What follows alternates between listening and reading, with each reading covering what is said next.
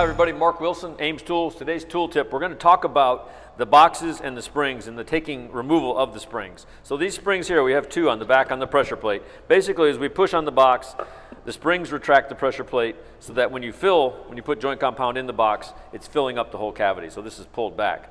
A lot of people remove these springs. So they take these springs off like this. The only issue you're going to have is some leaking here in the back corners, because this is actually held in place with those springs. And as you go to fill it, you're going to have to pull this back manually with your box handle. That's one of the issues with removing the springs. If you remove the springs, give them to your store manager so you don't lose them. That would help the company save some money. Thanks. To learn more about ATF tools, visit the video resource library on our website, amestools.com.